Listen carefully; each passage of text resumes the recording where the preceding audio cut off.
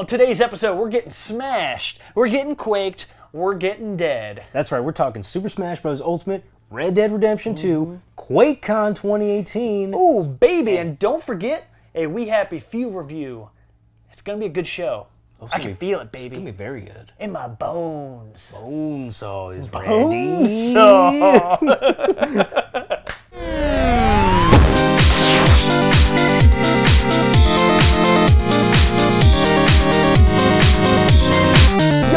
Yo! Welcome everybody to episode, wait, is it 51 or 52?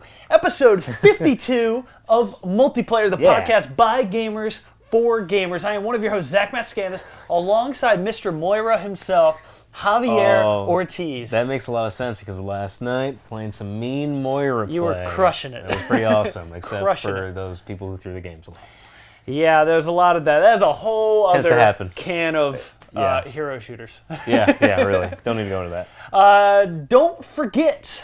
Wait, did I say your name? You did. I'm Mr. Moira. Oh yeah, you're Mr. Moira. So don't forget, we're all over the place, in your ears and in your face. We're on YouTube for our video version and podcast services everywhere for those listening people with earballs. Yep, and a double, don't forget, be sure to check out our Patreon at patreon.com/multiplayered, where you can throw us a $1 or $2 a month. And there's some cool stuff. You get some bonus content a week early from everybody, so you can feel like a special person. You are special. Yeah. Mr. Hav, Mr. Moira. That's my new name, Mr. Moira. Let's get smashed. Let's dive into getting smashed because that's just one thing out of many things that we're talking about today. Yeah, so it's a packed show. For the first time in all of the summer of 2018, there is some news to talk about. Yeah, there's a lot. So yes. Of course, it all happens at once. I know, it can't just spread out so these shows are easy. It's No. So Nintendo had their Nintendo Direct this past week, and Smash Ultimate was announced. I mean, it's been announced, but Smash was just announced. The Nintendo Direct was all about Smash Ultimate. There's nothing else.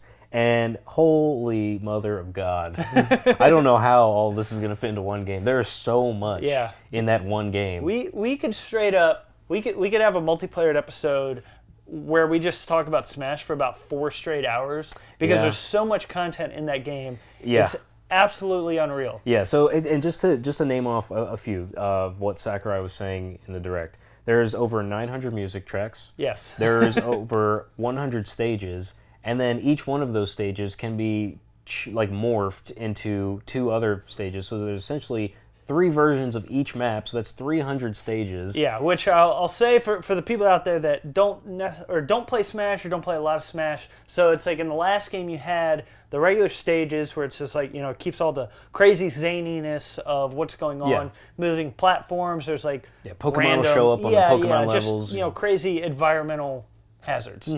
And then in the last game of Smash 4. They came out with this, Omega version. The Omega version is just a flat stage for, essentially competitive play. Yeah, it's the Final Destination version of each level. Yes, and now there's a Battlefield version, which has 3 platforms on the stage as well. So now like I said, so there's 100 of those stages. Times 3, we've got over 300 stages. 300 stages. In addition to 900 music tracks. And then there's right now... There is 60 plus characters, and that's including 67. I think it's the number. Yeah, 66, 67, something like that. And that's with Echo Fighters, which are kind of like these alternates of some characters. Yeah. Which, speaking of characters, there was a new one announced right off the bat in their Direct. Luigi's dead. So he died. Well, actually, it's pretty funny. Like right after that. That Direct with Luigi dying in the opening video, there was a bunch of people on Twitter like, oh my God, did Luigi actually die? Nintendo, I think Nintendo of Europe had to they were be tweeting like Luigi's fine, don't worry about it, he's not murdered forever. Yeah. But it was really funny how it happened. It's a fake character in a fake video. I'm gonna be honest though, when the Direct started and Luigi's in that castle, I was like, wow, I never knew I wanted a Luigi's Mansion Castlevania crossover. But now I do, where Luigi's going against Death and the Reaper himself, so pretty awesome. It would be funny to almost have a Luigi's Mansion in a really hardcore setting, Bloodborne. Oh my god! And he's just walking around shooting plungers at people and stuff. Cthulhu's just right in front of him. That'd be hilarious. It would. But no. So he was in the Castlevania map fighting the Reaper, and then Simon Belmont of all people shows up, and the Simon Belmont, a character that just seems to be forgotten. Along with the whole Castlevania series. I mean, that's Konami. Well, that's another just can of worms right there. But it's nice to see that like they're playing nice with Nintendo again. It's like, Nintendo, let me use this character, which meant so much to a lot of people back in the day, and still does to a lot of people. And so he's going to be in the game, and then he has an Echo character, Richter Belmont's going to be in the game as well. So there's slight differences with them. But Simon Belmont looks awesome. He's got his whip. He's got his holy water. He's got crosses. He's got axes. It's awesome. Like, that water catches fire. I don't know how much water that is. All right, it's holy. Dude, holy I thought water. Holy things didn't catch fire. No, that's like demon things. Dude, that's Hollywood talking to you. That's Hollywood propaganda. I don't know. I've seen like 12 to maybe 30 seasons of Supernatural, and I don't remember water catching fire. Well, you just gotta watch the deleted scenes. But yeah, so he's showing up. And then it ends with another character announced, which another one, I can't believe this has happened either. Yeah. King K. Rool from the Donkey Kong Country series is finally making a return. Yeah, I've been asking for King K. Rool since probably Brawl. I was just like, where's King K. Rool at? He was awesome. A character, so if you don't know Mr. Rool himself. Mr. Rool. He's basically like the boss man in the Donkey Kong Country series. He's definitely in 1 and 2. I can't remember if he's the boss in 3. I think I think he's a ghost. Oh yeah, he's a he ghost totally in 3. is. Because you kill him in 2. Yeah. Because you're a bad evil monkey man. You're bad monkeys and gorillas, because Donkey Kong's a gorilla.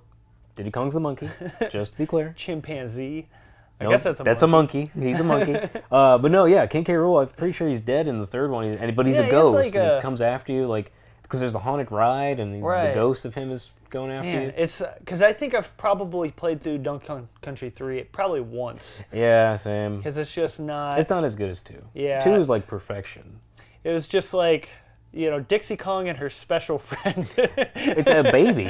It's literally a baby. Baby Kong. It's just like a really beefy baby. It's really weird. I don't like this man. Yeah, it's really weird. But anyway, King K. Rool's in this game, and he looks awesome. He's got this really weird, like, it looks like absorption power, where he just has his giant gut just absorb damage and just shoot it back at you. Like, I never knew I wanted to play King K. Rool so badly until I saw, like, the demo footage of him. It looks awesome. Yeah, he almost reminds me of like a Roadhog type, where he's just eating damage.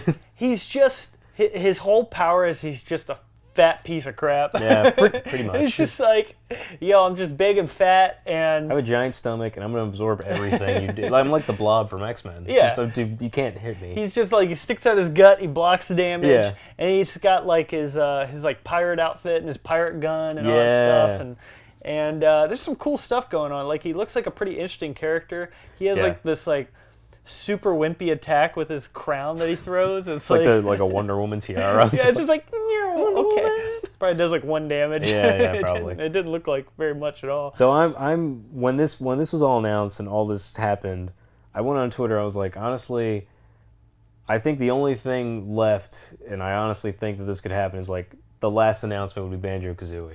Because like I feel like that's the only thing left that because they still said, this isn't it. Like, there's gonna be more. Yeah, I feel like they'll probably round it out with like 70 characters. Probably. I feel like that's what it'll ultimately be. And then it makes sense. Who knows if there's gonna be DLC characters? It's funny because they've done so well with like supporting games. Nintendo has that I would think that they would push for DLC characters and DLC maps and stuff, because last time around I know it did really well for them as far as like charging for Bayonetta and Ryu Cloud. And basically all those characters.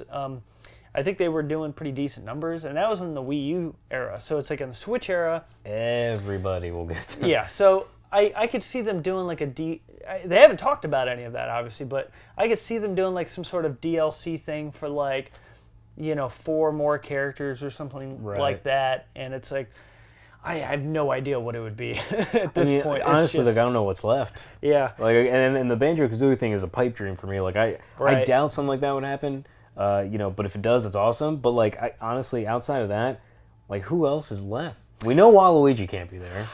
Because it's an assist trophy. It's absolutely shocking to me that they would put like, somebody like Cloud in a game, and Bayonetta in a game, and Snake in a game, and King K. Rool in a game. This character we haven't seen in like 25 years. Which I'm just gonna go off right now and say, like, in my life, in my childhood, I played Donkey Kong, I played Metal Gear. Yeah. I never thought I'd get a crossover. Like, you know what would work? I think it would work if we had a game where Snake and King K. Rool would fight. Right. I think that could work in a game. Back in the 90s, you would have got slapped and be like, what? Are you crazy? Yeah, this is one of those things like on the playground when you're a kid. Yeah. Where you're just like, oh, wouldn't it be cool if Mario and Sonic were like, they were fighting each other, and then you got the one friend that's like a Sega kid because he's an idiot. Yeah. And then it's just like, oh no, Mario would win. It's like, no man, Sonic would win. Yeah. Now they're in a fighting game, and then you branch off of that, and you're like,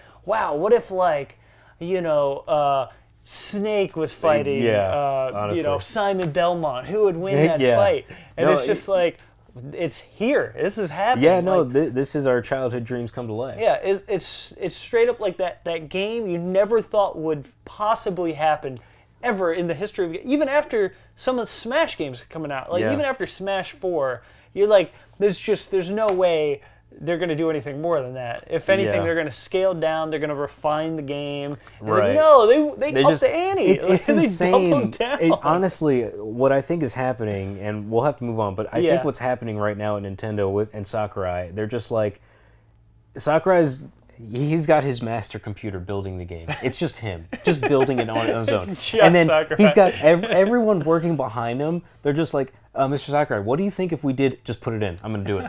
And they're just like, they just have Post-it notes of everything they want, and he's just like, I'm going to do it all. They just draw from a big hat. It's just like, okay, let's see, what character we're going to get? Oh, Simon Belmont? All right, well, I guess I'll call Konami. I agree, but I also think they took the hat and they just dumped it in front of him, and he's like, I'm just going to do all of it. Yeah. Why not? Because it's just crazy. Because it's just like, there's insane characters, even as assist trophies, like Bomberman's in the game. Yeah. I already forgot the dragon's name, but like the dragon from Monster Hunter is in the game now. That's right, yeah, Monster. I saw Knuckles in there, too. Knuckles is in there. Yeah. I mean, it's just... Everybody. Yeah, it's just like the world's biggest museum as far as like a game. It's just like every world just collided. It's just Hall of Fame classes just all clashing at the same time. So Super Smash Brothers Ultimate Super Special Edition with every character you've ever known is gonna come to you to a Switch. It's gonna be an absolute monster. Yeah, it's gonna be great. I can't wait. And honestly, we could talk about this for hours, but we have to move on because there's this packed show. Lightning round. What character do you still want to see? Banjo-Kazooie. Besides Banjo. Dixie Kong. I've been crying for her for a while, so I say Dixie Kong. I'll go with Paper Mario. Well, that's a good one too. I also like your sporty Mario idea. Oh yeah, Mario would be awesome. That's a really good one. Sports Mario would be really cool. Especially, I think that's a good one. We could keep going, but that's such a good one. So anyway, moving on. Moving on. So speaking of Smash Brothers. Rockstar. Rockstar has nothing to do with it. No, but they also had a little bit of footage they wanted to release to the world this week in terms of... I think it was about 30... No, it was like 10, 15 minutes of footage? I think it was like 10 minutes. Yeah, something right there. But enough, because I just want to, first off, Red Dead 2, from what I saw, and this is going off the original trailers as well, but this footage, the gameplay footage they showed, my God. Yeah. It's gorgeous. There are shots where he's on a mountaintop on his horse, and you just see a skyline of mountain. It is beautiful. It is absolutely gorgeous. I've straight up, mark my words, people listening. You people, mark my words. For this game, I will buy a 4K HDR television. I mean, I feel like you have to. It's because when the original Red Dead came out, I remember I was on, just sitting on my horse. I'd go to like a mountaintop, and I would just sunset? like watch like the sunset and stuff. Yeah, and it's just like I did that too. and it's just like amazing. Like that game was so it's beautiful at the time. Even like even in like kind of that PS3 360 era, it's just like, it's a very pretty game. It is. And dude, this game, Red Dead 2, is just like out of this world pretty. Yeah. And it's like and literally those same shots, like those mountaintop shots of just Arthur Morgan, right? I think so. So it's like Arthur on his horse, just like on this mountaintop, and you just kind of see the world in front of you. Yeah. And I know you can go to all those places too. Oh no, yeah, that's the amazing thing. That's why I love not only that, but games like that, like Breath of the Wild. You can just look out and be like, wow, look at that. I'm gonna go to that because that looks really cool. That's the craziest part about games like that now. Yeah. It's like where games are going, where it's just like it has no limit. Yeah. Like it's never ending. It's amazing. It's like Smash Brothers. It is. There you go. It all ties back to Smash. Sakura at Rockstar. But yeah, it looks really cool, and like some of the footage they showed, like you had mentioned one part where he has his rifle in one hand and the pistol in the other. Oh yeah, that looks super cool. Like the versatility you have looks amazing. Yeah. And like the Deadeye mechanic now in this one looks so much cleaner and faster and like better. Yeah. It looks amazing. Yeah, so there's some things I want to say about this game. Yeah, no. Why I'm so freaking excited. Oh, please. I'm just ready. I'm just gonna shake. I was having a seizure when they That's showed understandable. The game. So I'm so freaking excited for this game because I've been playing a few games. One is We Happy Few. We'll get to that in a little bit, hopefully. Sure. And I just played through like Deus Ex: Mankind Divided. And there's something with these games that it bugs me. And even game like really, really good games like God of War as well kind of irk me in this way where it feels like a video game. And please elaborate, Zach, because you're playing a video game. I am playing a video game. But it's one of those things that's like, just like a really, really good movie, you don't want to feel like you're watching a movie, Right. You want to feel like you're immersed in this world. Yep. I mean, it's the whole part about video games. It's like immersion. Yep. And when you're like running around this world and you feel like everything's just kind of there for you, it sort of takes, at least for me anyways, kind of takes me out of it. Where I feel like a game like God of War, it's just like, why are there 9,000 chests just laying around this world, which is just filled with treasure? Yeah. And then you're just filthy rich by the end of that game, and it's just... And there's no one there. And there's nobody there. Yeah. You're living in a cabin by yourself in the woods, and it's just, where is everybody? What's going on in this world? And it's... Nobody lives in Midgard for some reason. Yeah, and, Deus Ex and We Happy Few, they...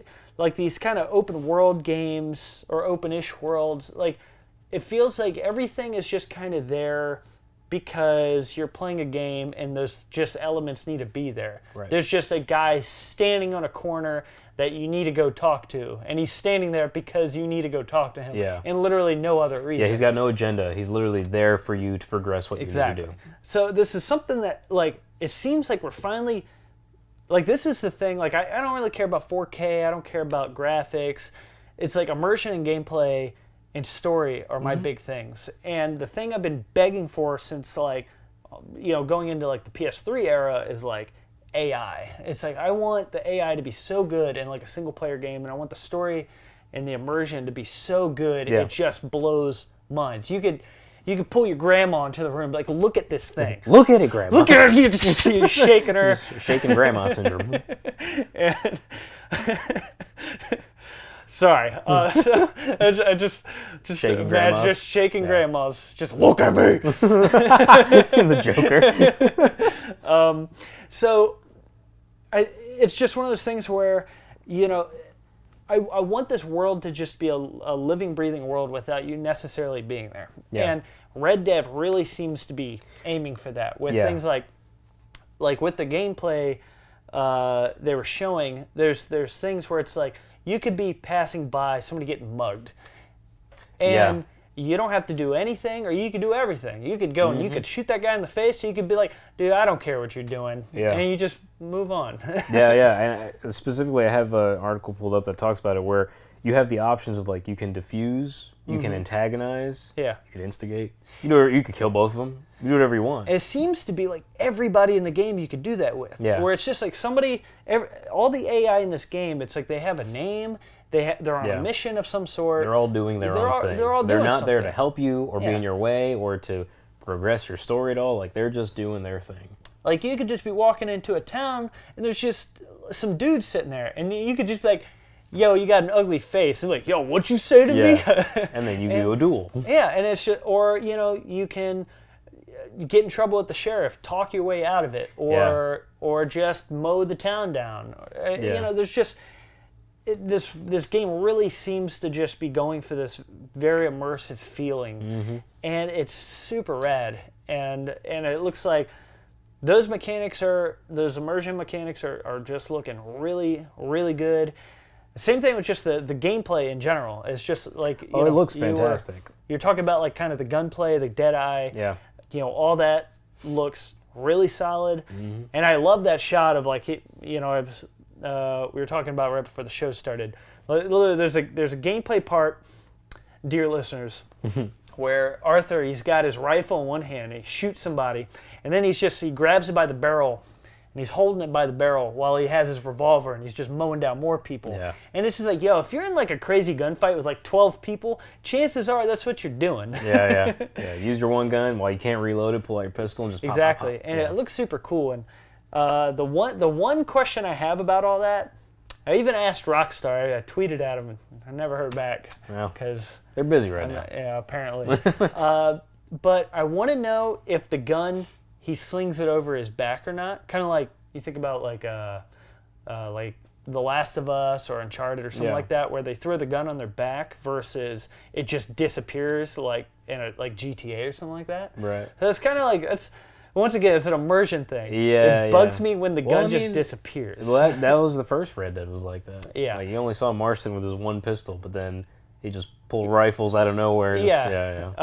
So I hope it's one of those things where they limit you to 2 guns, and I think that's the route they're going because they didn't talk about it very specifically, but they did talk about how your horse can carry stuff. That's true. Yeah. So it's like if your horse can carry guns, which they showed, chances are you have a limit to how many guns you can carry. So I'm hoping it's like your you know, whatever's in your gun satchels or holsters or whatever you want to call those gun things. Holsters. The gun satchels. Or that. A gun purse. A gun purse. Yeah. A gun fanny pack. Ooh. I want one of those. Feel like a rock. Zip. Be great. Draw, pilgrim. So like your gun holsters, you know, let's say you have 2 holsters on so you got your 2 handguns, your revolvers or whatever, and then you have like one gun, maybe a second slung over you as well. That's true. I mean, I could easily see 2 rifles on your back, 2 pistols on your side, and then whatever you want on your horse. Yeah, I did see like it also has like a bow and arrow, I think, in this game. Yeah, so like on the rifle, there is a strap dangling from it. So I'm hoping it slings over his back, but they didn't show a single shot. And trust me, I double checked.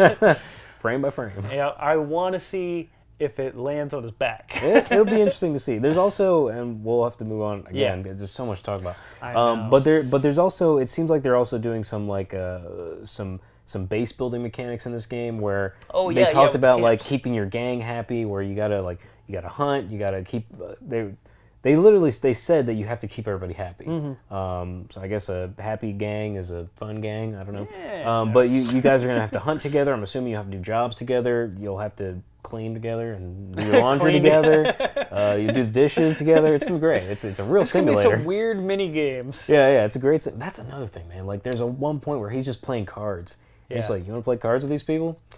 I do actually want to play some blackjack. Like, I want to spend 2 hours playing blackjack. Dude, that was one of my favorite things in the original Red Dead, was just sitting down and playing poker and stuff. And actually, I had this. So this will be like my last big story for Red Dead.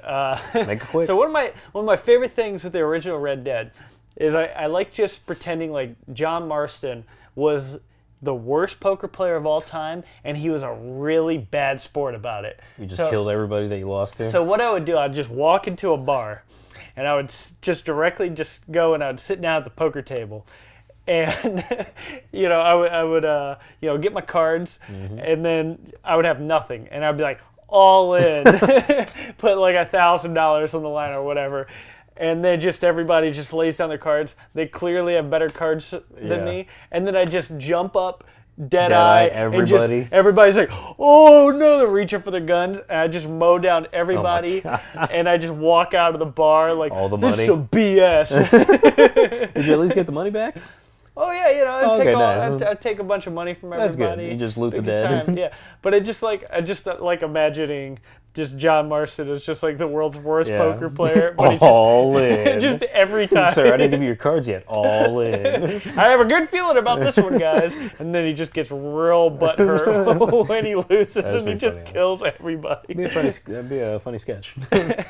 All right, It might happen. So, as much as we could talk about Red Dead for a few hours, yes, there's also more stuff to talk about. So we're gonna have to move on from Red Dead. Aww. We're gonna have to rock and roll out of here onto a Quake, if you will. I don't know how to make it any punnier than that. Quake Con just happened. It did. So, for those that don't know, Quake Con is like Bethesda's big shebang. It's like Blizzard has BlizzCon, Bethesda has QuakeCon. Yeah. So news concerning Fallout happened, where they were saying that the beta for Fallout is gonna be the game.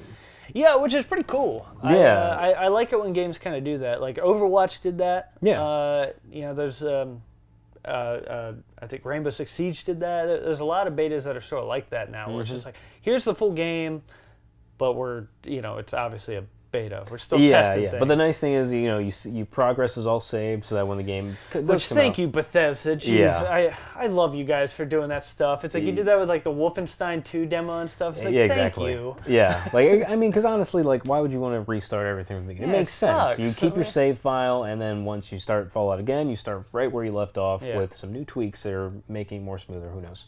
But it's interesting because I saw this article, and they were quoting Pete Hines, who's the VP of Bethesda, and he was saying that players would be picked at random for the beta. Right. But there was also a tweet before saying that like it's gonna come to Xbox first, before PS4 and before PC. So is that random assortment of people only gonna be Xbox random people? I mean, it might just be one of those things, like, at least for the closed beta, which I'm assuming this first one's going to be, I'm sure they'll do, like, a closed beta and open beta. It seems like what everybody does. Yeah. But with, like, the closed beta, it's like you pre-order the game, you get a pre-order, like, beta code. Yeah. You go to... Well, actually, no, I don't even think you needed that. I think you could just kind of sign up for it. I think that's what it was. Yeah, so it's like you just go to Bethesda's website, you sign up for it, and then they would just pick a bunch of people out of that for this closed beta. Yeah, and they were also mentioning some stuff about, a lot of people's issues, mine included, for Fallout 76 is like, well, I don't want to play this online because it's the griefing. People are gross. I don't want to have to deal with the griefing, and like I don't want to be walking down the road and all of a sudden I just get killed for no reason. Like I didn't do anything. So they were saying how like if that kind of stuff they're working as hard as they can to make sure that stuff doesn't happen. And they were saying one of the things that they're going to do is people that do that, that just murder someone for no reason, you never have a shot, and they take all your stuff when you die, they get like a most wanted category on them, where there's a reward for who gets them, like who gets them back. And that's great. I think it's a really good idea because, obviously you don't want people being jerks, just walking around just blowing people away for no reason. Yeah.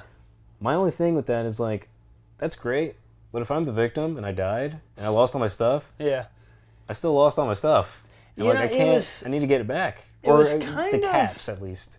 It was actually, this is funny, this sort of falls into Red Dead a little bit. Oh, yeah? They kind of did this a little bit with the original Red Dead Online, where if you were just running around just murdering people online in that game, you would get this like most wanted thing, where it's just like, now there's a price on your head, and everybody knows exactly where you are. Yeah, you can't hide. You can't hide. There was a point in that game when I was playing online where I had murdered a bunch of people because it was fun. It's not too much else to do it in that version of the game. And so it's like, I killed a bunch of people, and then there's this like most wanted on me, and everybody knew where I was. And I was like, oh man, they're coming. And so I hid in this like I just like hunkered down in this like train station, and I was just like, people were just coming on horsebacks and stuff coming. Waves. Literally, it was just like just the I world. had so much money on my head, this bounty that everybody wanted to kill me. So I'm just like in this like train station with a rifle, just like mowing people down on their horses as they rode in. And I was like, nobody's gonna take me alive, and it was a lot of fun actually. So You died eventually. Well, eventually. I mean, of course. Eventually, there was like 8 dudes like running in with like shotguns mowing me down. But I held my own for a little while. It was a lot of fun. So. But see, like, that's what I don't want to happen. Right. In Fallout. Like, I don't. That's not. You know, in the Wild Wild West, sure, you can play that off. I mean, whatever. But like in Fallout, like that's the last thing I want to deal with, really. Like, and it's great. Like, you can have Most Wanted, so you can get revenge, you can get your caps back or whatever. Yeah. But it's also like, well, I don't have to deal with that in the first place. That's not what I want to do in a Fallout game. I want to, like, if you're going to do online, if you're going to make it multiplayer, you know, I would rather, you know, either with my party or without my party, I want to go fight Deathclaws or, you know, whatever monsters are in that world or whatever. But it does, sorry to cut you off. No. It does seem kind of interesting, though. Like, let's say somebody killed you and took all your stuff. It would be kind of fun to round up your posse of friends. Like, yo, we're going to go find this guy. We're going to track him and his base down. We're going to kill him. We're going to kill his friends. We're going to take our stuff back. Then we're going to nuke his place. But then, I don't know. Like, I get, like, you almost got to not think of it like a Fallout game. Yeah, but it's also... A Fallout game? Well, that's the thing. It's like, well, what's the point of the game then? Yeah. It's just Revenge Nuke City. That's what the name of the game should be. If this is what it's gonna be like. Sounds like a cool game. I'd play that Revenge game. Nuke City. Sounds like a sweet battle royale game. I mean, that's what this is. Like survive, and then if you get nuked, womp womp womp. I mean, like I don't want to get nuked. That's what I don't want that to happen. I don't want to get nuked. Anyway, it hurts. It just there's a lot that I'm still scared of. I don't think there's an official release date yet. It's October is what they're saying. October of this year. But it's just I don't know. It's very. I feel like I'm in a majority here where I'm very scared. Is that the release or is that the beta? The beta. Okay. The beta is October 2018. Now the release is probably November. Yeah, that would be my guess. It's like kind of late November. Like late mid-November. Yeah, it's usually that'd be my guess. But yeah, so I mean, it's going to be interesting to see what happens. I don't want to say skeptical. I'm just scared. Because I really want to enjoy it. I love Fallout. I love playing those games. I don't want to get nuked by I'm throwing Daddy 69 who just wants to nuke me every other chance he gets, and then. I feel like the nuke mechanic is probably a lot less threatening and scary as it sounds right now. Yeah, I'm sure it is. I feel like it's just like it can't be Nuke City all day. Yeah, it's just like, not blowing up everywhere. It's basically like what made Fallout happen in the first place. Yeah. That's just what's gonna happen. Just nukes just dropping every other second. But I mean, that's the thing. I just don't like. To me, that's not fun. Where I'm in the middle of like either this raid or I'm doing something with my buddies or whatever. Yeah. And then we get nuked. And it's just like, well, yeah. Well, I didn't even ask for. Look, where did that come from? But anyway, so that's again. I've been on this tangent before. It's scary. I'm scared. We'll see what happens. It's okay, I'll hold your hand. We'll play it together. Yeah, we'll see what happens. We'll kill some monsters. We'll kill some people. I have faith in Bethesda. It's like if anyone can do it, Bethesda can do it. That's the thing. Like I know you've been worried about it, but the way I see it is like in Bethesda we trust. Yeah. Because I think about I've talked about this on the show. I'm not necessarily like a Fallout guy because I'm not necessarily into that style of open world game, but. It's one of those things where I feel, obviously it's always been a single player game. Mm-hmm. So I think they're approaching this in a very cautious way where they understand everybody's worries. Yeah. And, they've addressed that as well. It's like, we wouldn't make this game the way we're making it unless it was different. Yeah. And it's like they're trying to do something that, maybe hasn't been done before. In their own kind of Bethesda style. Right. And and they know it's like the people coming to play this game are mostly going to be those Fallout single player fanboys. And it's just like you got to appease them. Yeah. And I think they're going to figure that out. I hope so because it's not just like fanboys, like that's a huge audience. Oh, for sure. It's not a tiny little sector. Yeah. It's a big audience, a wide audience for Fallout fans. they go along the lines of like Skyrim fans. It's essentially the same thing. So I'm sure they're like, we've made this game for single player for many years. How would a single player person use this accept a multiplayer version of this? So that's kind of what I'm thinking they're going to sort of lean towards, because it's like, I hope so. Like I think there's definitely going to be those online elements. Like I feel like it's going to be something closer to like a Monster Hunter kind of game, where it's just like, you're with your crew, you're fighting big stupid monsters, you're leveling up, you're getting cool gear, you're building a base, which isn't in Monster Hunter, I don't think. I don't play that game. I don't know. But I don't think there is. But then there's like, I think it's going to have that Fallout charm to it, Yeah, I hope so. And like a game, I thought like first, and we'll move on after this. I just thought like immediately, I thought, well, Bloodborne did it really well. Bloodborne, you could play online with your friends, and you could totally fight these giant monsters along with your friends. But you could also fight people if you want. Yeah. Like you can accept duels, or you could just hit somebody randomly, or you could just not pay attention to them. And walk. So I mean, it should be, hopefully. I'm sure they'll do that. I'm sure. Look, I'm no game developer. I'm sure Bethesda know what they're doing. And with Todd Phillips, right? That's the guy. Is that the guy? No, that's not his last name. No, he's a director. He's a director. Todd Phillips. Todd. I forgot Todd's last name. I forgot his name. But Todd. Oh, God. Todd's a cool guy, though. Jesus, everybody's gonna be screaming at us. Anyway, going on with Quake Con, Doom. Eternal. Like, that's literally all you have to say. Doom Eternal, Doom guy, moving on. It's good. Like, it's good. Meat Hook. Was it Meat Hook? The Meat Hook. Okay, so let me lay this. Meat Hooks. Let me lay this out for everybody. So,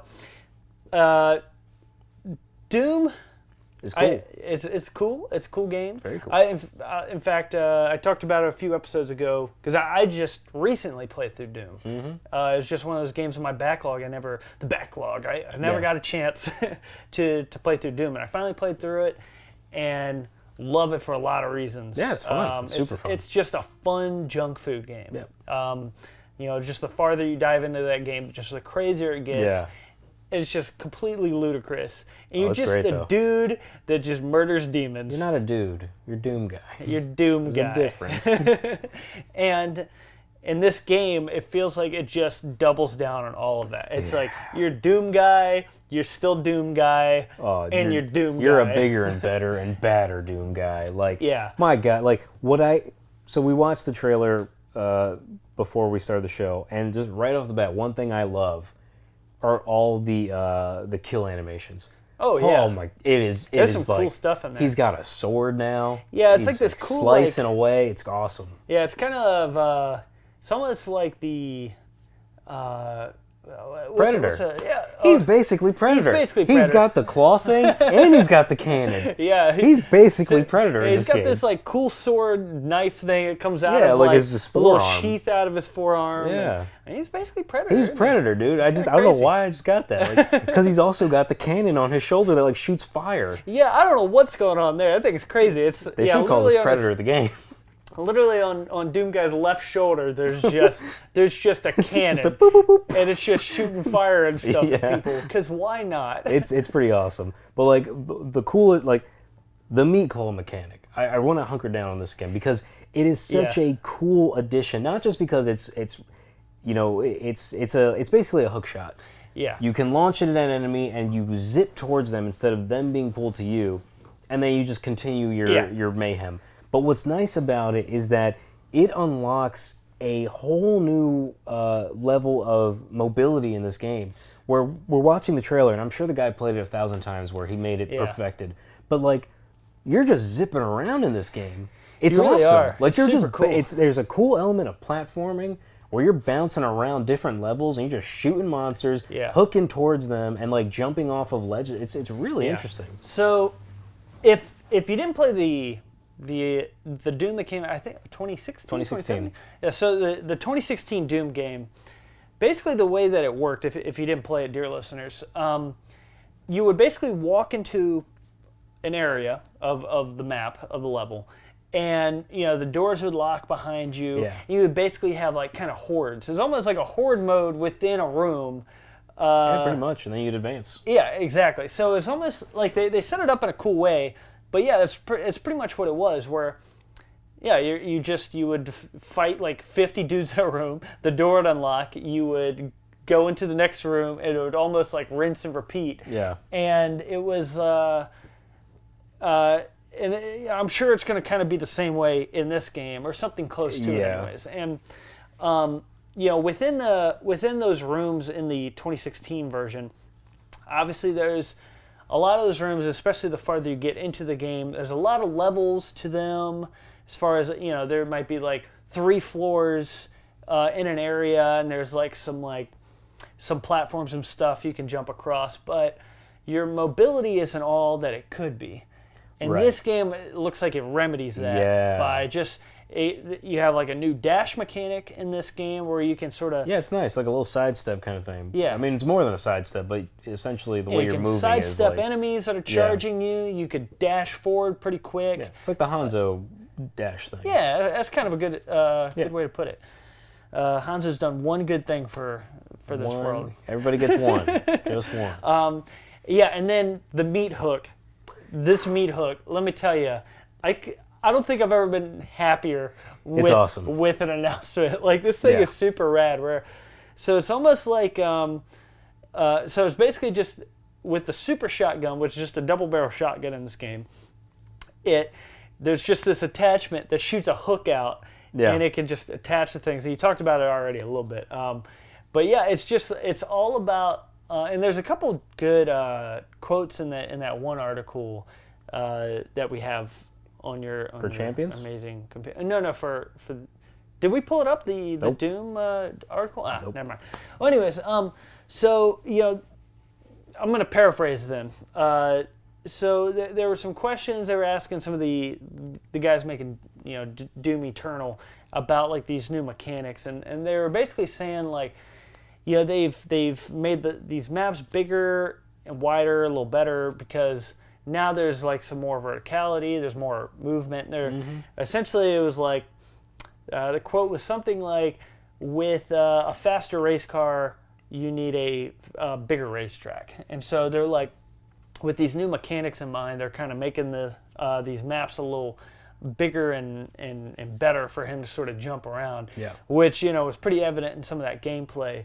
But it was also like they were talking about how all these new mechanics are giving him, it's all to just get you in the faces of these demons. They don't want people using the dash mechanic or the hook mechanic to get away and hide or anything like that. It's like, no. That's not Doom Guy. That's not Doom Guy. Doom Guy doesn't care about hiding. Doom Guy gets in the face of every demon he can find. And so literally, you'll just hook from like one enemy to the other, and it just puts you right in that demon's face. Literally, you're right in front of them.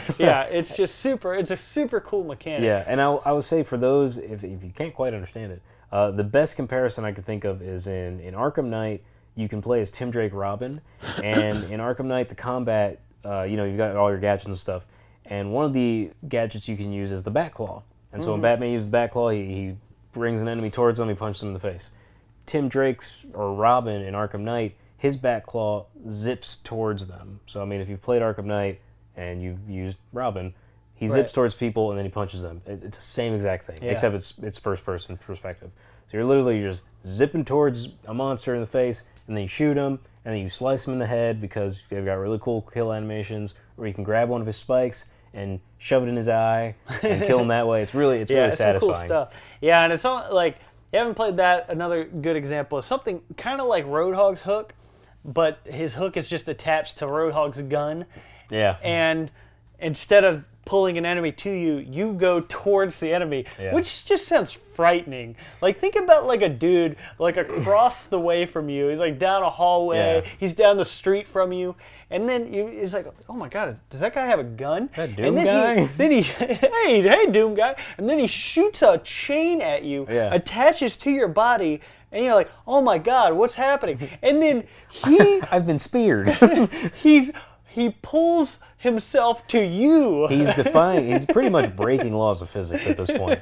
It makes no sense, but it's pretty badass. Like, it just sounds frightening. Oh, it is. I mean, it's Doom Guy. But yeah, so Doom Eternal looks just fantastic in every way, shape, and form. And I can't wait to see more from this game because id Software just seems to be just killing it with this. Like, they're like, man, the first Doom was really good, and then Wolfenstein 2 came out, and like, man, Wolfenstein 2 is really good. Let's make Doom even better and bigger, and just like Bethesda, man. Yeah, it's like what can't Doom guy really do? Well, he doesn't really move around well. You think about him, he's just this big dude who just runs up to people and shoots them. Yeah. All right, let's play with that. Let's make it more versatile. Where now he can do that, but now he can be really far away and do it still. Yeah. Like, it's just still get in your face. Yeah. Just Doom guy with more verticality. Yeah. I'm sold. Yeah. It's like, more mobility and mobility and verticality. mobility. That's the best way to describe it. So to wrap up the Quake Con. Yeah, definitely. Just one more thing. Quake Champions. Yes. So, which has been around for a little bit. It has. But the thing that was interesting that you were telling me is that they're trying to make it, well, rumored, they're supposedly trying to make it more like a Smash. Yeah, so somebody had asked the questions, and maybe you have this quote up. Somebody had asked the question to them about, so essentially with Quake Champions, they're introducing new characters into Quake Champions that aren't part of the Quake series, but part of the like Bethesda line of universe. Characters. So Doom Guy and BJ Blazkowicz are going to be in this game. Yeah. And that's if I ever had a reason to play Quake Champions. Oh, well, you do now. Oh, I have it now because I would love to play as BJ Blazkowicz in an arena shootout. Oh, absolutely. Like that would be so so rad. Yeah, yeah. But yeah, so then somebody had asked a question about, well, are you guys looking to kind of go a Smash Brothers route with this? Yeah. And they said something pretty interesting. So I'm gonna give you the quote. It's definitely, I'd say, in high consideration. That was like the big one. Yes. So the whole quote here is, arena shooters aren't that different than how it is in Smash, where it's like, this is the theme of Animal Crossing, or this is the theme of that game. But we haven't gone too nuts yet with maps at all, and I'm not saying we will or won't. I think already the proof is in the pudding, in the sense that we're not just stuck to all these different Quake franchise characters that are from different iterations of Quake. We've already got Doom, and we've already got BJ, in which are obviously id pillars, right? It's definitely not out of the realm of possibility that, Bethesda and ZeniMax have a very wide umbrella that we're all under. It's definitely, I'd say, in high consideration. Yeah. So here's the way I see this. So Quake Champions has recently gone free to play, and I feel like they're just gonna get crazy with this game. I think they see a couple different examples of things that have done really well. Yeah. Obviously, free to play games, and free to play games that just have fun and get crazy with what they're doing. Becomes a game of service. Yeah, and it's just like it's something where it's just like you bring in a fan base, you bring in an audience because people are like so excited for all the crazy stuff you're doing. Yeah. Like, if you can mix the free to play model of something like Fortnite with Smash Brothers in a FPS arena shooter, that'd be super rad. Yep. Like, one of the best things about something like Smash Brothers is seeing like the high level competitive play of some of these people. Yeah. And then just on top of that, like, you're seeing them as these like characters you've known and loved forever. So it's like, you see at E3, the Smash tournament that was going on, the final fight was Mario vs. Sonic, and that fight was so cool. And it's just like, you think about it almost makes you want to tear up these characters that it's were epic. It's like they've been destined to do this. Exactly. So it's like, you think about that in this FPS arena shooter genre. It's like you have Doom Guy versus BJ Blazkowicz in a fight to the death. Yeah. Yo, I want to see that fight all day. And they could also add, like, who knows, Cordo from Dishonored. Yeah, Corvo would be Corvo would be a super rad person to add in because he has so many cool things he could do. Like, he's got his blink mechanic. Oh, yeah, they're all significant and unique in their own ways. Yeah, and, once you start thinking about this stuff, there's a lot of cool characters you can add in here. It's like, you can add in all the Bethesda people. So it's like you have, like, somebody from Fallout. The Vault Dweller. Yep, you got the Vault Dweller. You got, somebody from, I can't remember his name, the dude from Evil Within, because that's a Bethesda property. You have the Rage 2 guy. Yeah, he can be Rage Man. You have Rage guy versus Doom guy. Rage guy, Doom guy. You just have... BJ, obviously. BJ. Corvo. You get somebody from Skyrim guy. Skyrim guy. Or the Dragonborn. Well, that's his name, right? Dovahkiin? Oh, yeah. Dovahkiin. There you go. Dovahkiin. So you just, you can have these cool Bethesda characters, and then they could just start pulling people in. Oh, yeah. Like, you think about, like, Doom Guy versus, like, Master Chief or something I was like just that. going to say, what if Master Chief showed up? And then I was even, like, I was reading some forums today, and I don't want to take, I don't want to take this guy's suggestion, but he said, like, Ash from Evil Dead. And I was like... Dude, that would be cool. That would be amazing. He's got his chainsaw and his boomstick, and it's like, I could see that all day. That would be pretty amazing. I would totally love to see like him versus like Doom Guy or something like that. They both got their chainsaws. I mean, look, in a world where Snake is going to fight Kirby, it's true. What isn't possible? Yeah. So I would love to see Bethesda go this route. Where I would too. Yeah, it would just be super cool to see an FPS arena game where you just start adding in all these crazy characters that you just never thought would be in an FPS arena shooter. Yeah, no, it makes it super fun, and it's those types of games. And I also, real quick, I just want to cite who I was quoting is Joshua Boyle. He's the community developer for Quake Champions. It would be super cool to, it's great to have these type of multiplayer online games where it's not just generic FPS shooter, because you're playing as really unique characters from other things. Like, if there was a Call of Duty, and this is not a knock on Call of Duty or Battlefield or any of that, if there was like a Call of Duty that he was like, you know what, instead of just soldier guys that you're all just nameless soldiers, you're going to be BJ Blazkowicz, you're going to be Soldier 76, you're going to be Master Chief, and just go on and on, XYZ. But you're unique characters from other worlds that that you love, that you have a deep admiration for because you've played their games, you know their stories. Like, that makes it 1,000 times better than just playing Nameless Soldier Number 7. Like, it's just better. It's just that kind of fan service game, and there's a decent amount of them out there now. There's I can't remember the name of that fighting game I showed you. That has a bunch of indie dev fighters. That's right. So there's like Shovel Knight in there, and it has like... Oh my God, we talked about it, I think last week or the week before. Yeah, what was that game called? I don't remember, but it was a really cool art style too. And it was... So it's like you got games like that. Obviously you got Smash Brothers, which also has like Shovel Knight and stuff like that in there as like an assist trophy. Yeah.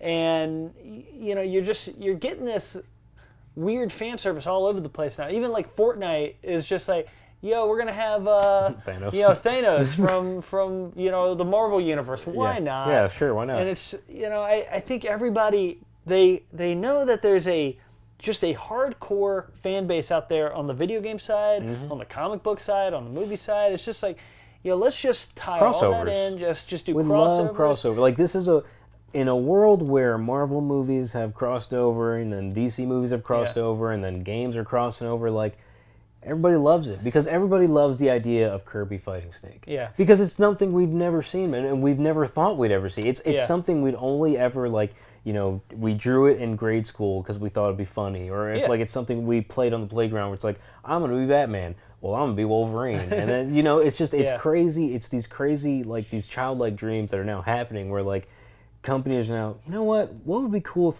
if BJ fought Doom Guy? How can we make that happen? It's a cool world we're starting to live in, and actually a great example on the Blizzard side is they have Heroes of the Storm, which does this. Right. Like, they have like Zarya from Overwatch. Genji, I think, was in it. If I'm is not Genji? mistaken. I don't think Genji. I thought he was in it at one point. I know Zarya's in it for sure. Well, maybe not permanent. I'm pretty sure he was in it at one point, though. But you also you have like Kerrigan from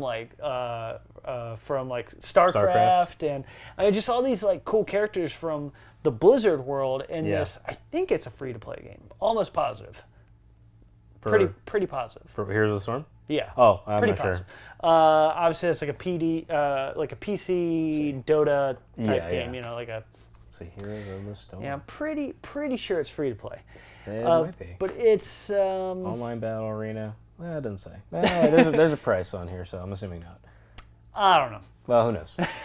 No, there's just no way to know. Either way, doing these crossovers, I'm sure they've done that in Warcraft as well, with tons of crossovers. Yeah, I mean, so it's happening all the time. Yeah, so I would love to see Bethesda get in on this action. You know, bring the guy from Prey 2 over. You know, or from Prey over. Excuse me. Yeah. And why not? That'd be so cool. Yeah, I mean, why not? I'd say, you know, honestly, from Smash, this all comes full circle. From Smash to now Quake Con, it just seems like, why not?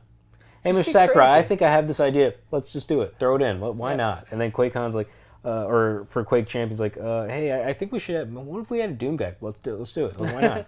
BJ? All right, cool. Yeah. Anybody else? Throw them all in there. Yeah, I mean, honestly, like, I liked Quake back in the day when I was way more into Unreal Tournament than Quake, but I played a decent amount of it way back in the day on, like, I think it was Quake 2 for the PC, and, you know, it was all right. And, you know, when they announced Quake Champions and all that, I was like, good for the people that love Quake and want that arena shooter.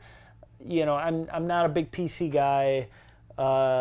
It'd be cool, like, if it came to PS4 or something, I'd probably play it. Sure. But, you know, it's like good for the people that love that series, and I just kind of moved on.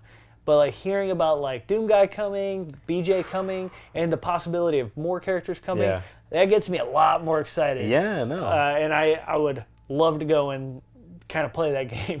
Believe me, you're not the only one. I'd love to play it as well. I got my PC hooked up now to the TV.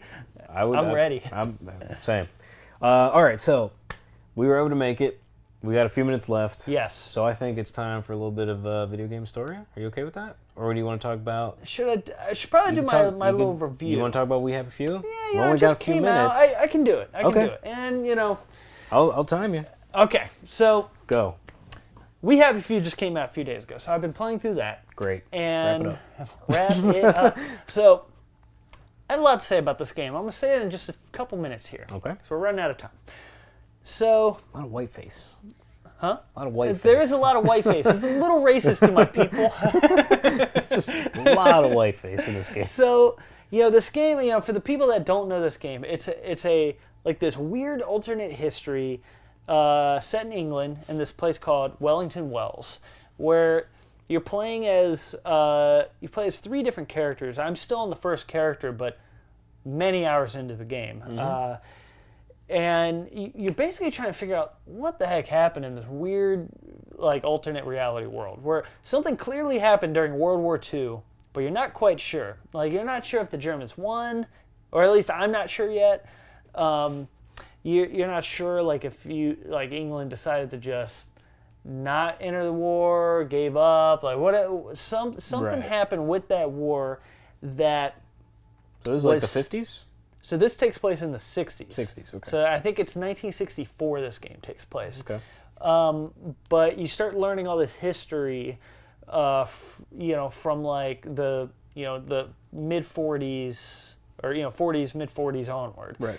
And so you're trying to, like, you know, something messed up happened to the point that everybody was so horrified they wanted to just forget it. And so this drug was invented called joy, and joy makes you feel happy and forget all about your past. And that's kind of where the game sort of takes place, is like I said, in the 60s. You know, all this time has passed and everybody's just hopped up on this drug. Right. And, you know, the first character you play as gets off of his joy because he remembers something. And then he just kind of breaks that cycle of taking this drug, and he starts remembering all this stuff. And you're trying to put these pieces together and move through this world. And that part of it is so awesome. Like, that world is so freaking interesting. Okay. And it's the kind of game that I love. Like just a weird, messed up world. Like alternate history. And something changed, and it just changed everything. Yeah. Like a ripple effect. Like, I love alternate history games. So you know, something like Wolfenstein. So what's bad about it then? So, I think it's really ironic. So, that game, when it first kind of came out, like early access, you know, all that fun stuff that it did back in like the Steam days. And it was early access on the Xbox side as well for the longest time. It was a Kickstarter game. And it was a very different game. It was like a procedurally generated roguelike game. Okay. Where you're just like running around and there's just, you know, you collect stuff, you die, you start over again. Sure. And it's like there's survival elements where you got to keep yourself fed and, you know, whatnot. And then that game totally changed because people got interested in it. Gearbox became the publishers for it. And I think they injected a bunch of money into it. Right. And so they're like, let's rethink this game because, you know, we were doing this procedurally generated game because that's what we could do. But now with like a little bit of money and the fact that people want to see way more of this world than we originally thought, let's make a full-fledged single-player experience, sure. story, a world that doesn't change, all that fun stuff. But because they couldn't escape their past, they literally they tried to make this new game, but they did it on the backbone of this like procedurally generated world. So it's like you have this huge world. I mean, this game is freaking huge, and there's just nothing to see. It's just empty, and it's just like, yo, I'm running around this city. I'm running around. It's like a ghost town. It's like there's a bunch of people walking around, but they're not doing anything. They're just standing around. So this goes back to like your Red Dead thing. Exactly. They're just there just to be there. Exactly. That's my biggest problem with this game. It's like everything's just kind of there for you to see. Right. And there's outside of like point A to point B, there's really nothing fun in between. Like even like Deus Ex, I was just playing through right before this game. And coincidentally, I was comparing the two a lot. It was just like, that's what I want this game to be. This game should be so much like Deus Ex or Dishonored, you know, a little Bioshock mixed in there. It's like, I want this world that like, I want to go through this town. I want to break into every house. I want to read everything there is to read. It's like, that's the game I want. Right, an interactive world, basically. Exactly. Like you want to be able to do I want stuff. to just break into somebody's house, like go through the vents, you know, pick the locks, whatever. There should be 12 different routes to get into every single place. And it's just not that. It's just every door is locked. Every house is just plain and generic because it was like, I'm assuming they just use their same procedurally generated world to build this world. And so there's just nothing that interesting outside of the point, like, you know, point A, point B, but everything in between is super bland. But those story elements, those moments where it's just like you see into the world a little bit, I just want to like eat, sleep, and breathe that. Yeah. It's super interesting. So it's like this weird combination where worlds collide between a really, really good idea, a really cool story, the dialogue, the voice acting, all that's really good. And then you got this like the backbone of it. But everything where, outside was just bland. Yeah, and like there's just nothing. They can't escape the fact that they were a Kickstarter game. Yeah. With like big ideas and wants to do something really grand, but because of like the procedurally generated stuff, it just like I wish that they had just taken this enormous world and just condensed it. Like give me, I don't need. Literally, like, sometimes point A to point B, I'm running 15 minutes, and there's nothing in between. Like, there's a couple things here and there. It's just boring. But it's just, it's just like... Yeah, I feel like, why do I have to travel this if there's nothing in it? Like, it's literally, you're literally making me travel the amount of time it should travel in real life, but there's nothing interesting in between. It's just like... Yeah, and then it's like, the combat and the AI and stuff, none of that's winning any awards. It's about as... Huh? Nothing. It's a basketball joke. They're about as, you know, basic as it comes as far as like stealth elements and fighting mechanics and stuff like that. Right. It's just like, it's just meh. It's just boring. And, but it's like, man, the story's so interesting. I just want to keep going. So it's like, it's like it's a very love-hate relationship with that game. Right? It's like, man, give me everything with that world. But it's like, just take out all the junk in between. I don't need this like fluff. Essentially, it just seems like a game where you could you should just watch the cutscenes and you'll be happy. Almost. It's just a movie. Yeah, I really wish that they had just literally they took this whole world. I wish they had just condensed it and just given me the heart of what that game is without any of the fluff. Because the fluff there's nothing. There's nothing fun with the fluff. Yeah, it's enough. It's enough. The fluff is enough. Yeah, I got you. Well, hopefully if they make a sequel, it'll be better. If they make a sequel, I bet it's going to be freaking awesome because that's going to be Microsoft money. Yeah. And there's going to be no playing around there. Like that's going to... And they'll not necessarily start from scratch, but they'll start from like where they need to start. Yeah. And nothing will need to be changed. Exactly. So I haven't beaten the game, so I'm hoping it just continues to get better and better. Right. But as of right now, it's like I would say the game's like a solid 7, and I wouldn't go a hair past that as far as a rating. Like a 7 out of 10. Sounds like my girlfriend in high school. Solid 7. I'm not going to go past that. It's what you are. It's understandable. All right, so my rating is Hobbs' ex-girlfriend. Well, that was my high school girlfriend. It's a little different. It's still an ex. That's true. One of my exes, yes. So a solid 7. You'll never get better. It's a solid ex-girlfriend. It's where you are.